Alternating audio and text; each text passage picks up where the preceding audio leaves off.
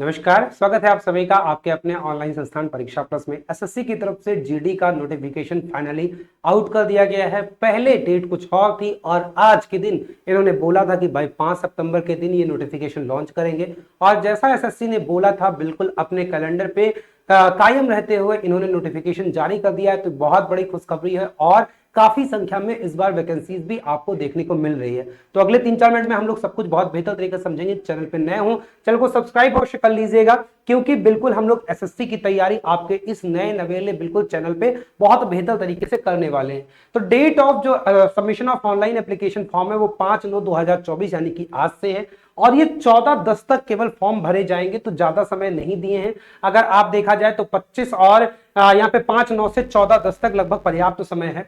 Last date जो दिया है वो 14/10/2024 को रात के 11 बजे तक दिया है और इनका जो ऑनलाइन फी पेमेंट का लास्ट डेट है वो 15/10/2024 से रात के 11 बजे तक।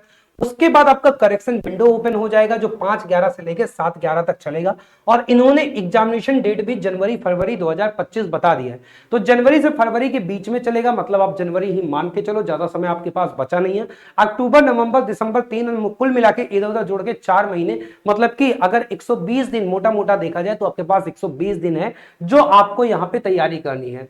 तो अगर यहाँ पे देखें तो recruitment scheme formulated by the ministry of home affairs MHA के द्वारा है और आप सभी को पता होना चाहिए कि कहां पे स्टाफ सिलेक्शन कमीशन जो है, स्टाफ सिलेक्शन कमीशन के एग्जाम कंडक्ट कराएगा किसके बिहाफ पे, बॉर्डर सिक्योरिटी फोर्स है, central industrial security force CISF है, सीआरपीएफ है, आईटीबीपी है, एसएसएफ है, एसएसबी है, असम राइफल्स है, एनसीबी है, सीबीई है और सब इन सभी का क्या कराएगा, इन सभी का कंप्यूटर बेस्ड एग्जामिनेशन कराएगा, साथ में पीएसटी और साथ में पीईटी भी कराया जाएगा। 13 भाषाओं में आपकी क्या होनी है, 13 भाषाओं में आपकी परीक्षा होती है जैसा कि हर बार है। कुछ नया चेंज इसमें नहीं दिया गया है। आते हैं सबसे पहले जो हमें चाहिए होता है कि आखिर कितनी वैकेंसी आई। तो आप सभी को पता है कि ये लेवल 1 की पोस्ट होती है 18,000 से लेकर 56,900 तक और यहां पे अगर हम देखें तो एनसीबी का होता है सिपाही का और लेवल 3 21,700 से 69,100 तक सारे अदर पोस्ट के लिए होते हैं। यहां पे अगर हम देखें तो मेल और फीमेल का बिल्कुल अलग अलग निकाले हैं। टोटल अगर देखा जाए तो मेल कैटेगरी में 35,612 और अगर फीमेल कैटेगरी में देखा जाए तो 3869, यानी कि टोटल जो आपकी वैकेंसी है वो 39,481 वैकेंसी है और ये वैकेंसी बढ़ भी सकती है। इस बात को ध्यान दीजिएगा, लगभग 40,000 पद, बहुत ज्यादा पद हैं आपके एसएससी जीडी में अगर देखा जाए तो।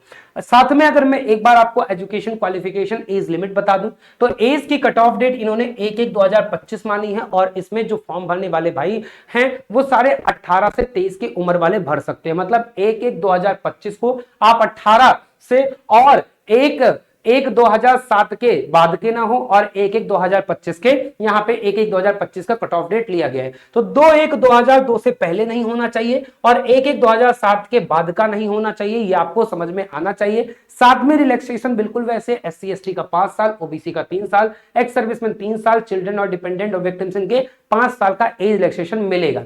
बाकी एज रिलैक्सेशन कोड नंबर 5 और 6 में आप देख सकते हैं इनके क्या है 8 साल और 10 साल है। साथ में अगर हम लोग यहां पे बात करें कि आपका एजुकेशन क्वालिफिकेशन क्या होता है तो एजुकेशन क्वालिफिकेशन आपका 10वीं पास इसमें मांगा जाता है। यहां पे देखेंगे 1/1/2025 को आप 10वीं पास होने चाहिए, मैट्रिकुलेशन आपके पास होना चाहिए, ठीक है। और अगर 1/1/2025 में नहीं है तो आपको फॉर्म आवेदन करने की जरूरत नहीं है, इन्होंने दूसरी लाइन में 72वें पॉइंट पे ये बोला है। बाकी अगर इनके हम सिलेबस वगैरह की बात करें, ये देखिए एक बार, ये देखिए कि इन्हें इंसेंटिव जो बोनस मार्क मिलता है वो एनसीसी सी वाले को 5%, बी वालों को 3% और ए कैटेगरी को 2% का क्या मिलता है, इन्हें वेटेज मिलता है। जो आपका मेरिट आती है, ये मेरिट आपकी इसी नंबर पे जुड़ के एनसीसी वाले बच्चों का जुड़ के बनती है, ठीक है। कहां से अप्लाई करना है, एसएससी की वेबसाइट पे जाकर अप्लाई करना है आपको। एप्लीकेशन फी इन्होंने 100 रुपए रखा है जैसा कि हर बार रखते हैं। अब आते हैं कि एक बार इनका एग्जाम पैटर्न और सिलेबस देख ले। पूरे भारत में इनका एग्जामिनेशन सेंटर जाता है और अगर स्कीम ऑफ द एग्जामिनेशन देखेंगे तो आपका रीजनिंग जो है वो 20 क्वेश्चन होंगे, 40 नंबर के होंगे, एक क्वेश्चन 2 नंबर का होगा। पार्ट बी में इन्होंने जीए और जीके दिया है जो 20 क्वेश्चन होंगे, 40 नंबर का होगा।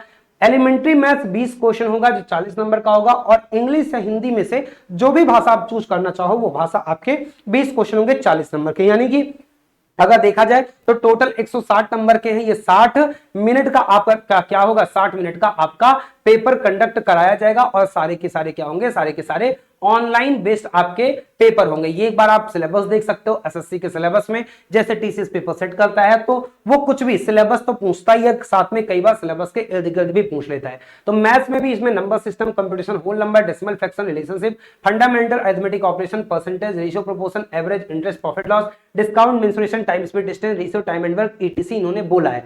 इसमें जनरली एडवांस पोर्शन जैसे ट्रिग्नोमेट्री हो गया, ये सारे पोर्शन नहीं पूछे जाते हैं, तो यहाँ पे बच्चों को थोड़ी मदद मिलती है। और इंग्लिश और हिंदी ऐसा लगता है दोनों एकदम पूछे जाते हैं, लगभग समकक्ष पूछे जाते हैं। ऐसा नहीं है कि इंग्लिश बहुत कठिन पूछी जाती है या हिंदी बहुत कठिन पूछी जाती है। इन जनरल इंग्लिश और हिंदी पूछी जाती है, आप चाहे इंग्लिश लेंगे आप चाहे हिंदी लेंगे। रही बात पीएचडी और पीईटी की, तो सबसे पहले आप लोग जब रिटन एग्जाम देंगे तो पीईटी पीएचडी के बारे में हम लोग तो यहाँ पे आपको बताते रहेंगे, लेकिन एक बार फॉर्म भरने से पहले आपको ये जो आपका एफिशिएंसी टेस्ट है इसमें आपको रनिंग करनी होती है 24 मिनट में 5 किलोमीटर की मेल को, और फीमेल को 8.5 मिनट में 1.6 किलोमीटर को। लद्दाख रीजन वालों को कुछ रिलैक्सेशन होता है, ये आप इस बार यहां पे देख सकते हैं। बाकी इसमें जो हाइट वगैरह है तो वही बच्चे हाइट बने जिनका मेल में हाइट 170 सेंटीमीटर, फीमेल का 157 सेंटीमीटर है। और रिलैक्सेशन फ्यू कैटेगरीज के कैंडिडेट का होता है, जैसे एसटी के बच्चे हैं तो उनका 162.5 और 185 फीमेल में, जो आपके नॉर्दर्न ईस्टर्न स्टेट के 157 और 147.5 है, जो आपके शेड्यूल्ड ट्राइब हैं लेफ्ट विंग एक्सट्रीमिस्ट वाले 160 147 ही है। तो इस प्रकार से जैसे कुमाऊं, डोगराज, मराठा इनके 165 और 155 ही है।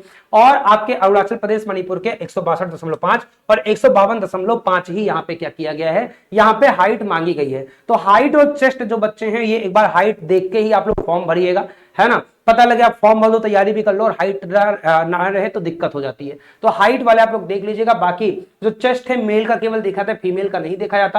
अनएक्सपेंडेड 80 होना चाहिए, फुलाने के बाद 85 सेंटीमीटर होना चाहिए। और जो शेड्यूल ट्राइब है उनको रिलैक्सेशन दिया जाता है 76 5 का तो फुलाव चाहिए तो 76 5 81 हो गया, 78 5 आपका 82 हो गया, 83 हो गया, और 77 5 आपका क्या हो गया, 82 हो गया। तो इस हिसाब से आपके अलग अलग कैटेगरीज के थोड़ा सा रिलैक्सेशन भी होता है। महिलाओं के लिए चेस्ट का नहीं होता है, चेस्ट का कोई क्राइटेरिया नहीं रखा गया है। इनके लिए क्या होता है, वेट होता है। तो ये बोल सकते हो कि प्रोपोर्शन टू हाइट और एज के मेडिकल स्टैंडर्ड पर ये किया जाता है। तो ये चीजें आपकी होनी चाहिए। बाकी क्या डॉक्यूमेंट आपको चाहिए, क्या सारी चीजें, वो मैं आपको एक छोटी छोटी वीडियो में बता दूंगा, ताकि आप अच्छे से फॉर्म भर पाओ। और कैसे फॉर्म भरना है वो सारी चीजें मैं आपको इसी चैनल पे बता दूंगा। इस कारण से चैनल को सब्सक्राइब कर लीजिए। फिर मिलूंगा। बहुत बहुत धन्यवाद सभी का, बहुत बहुत आभार।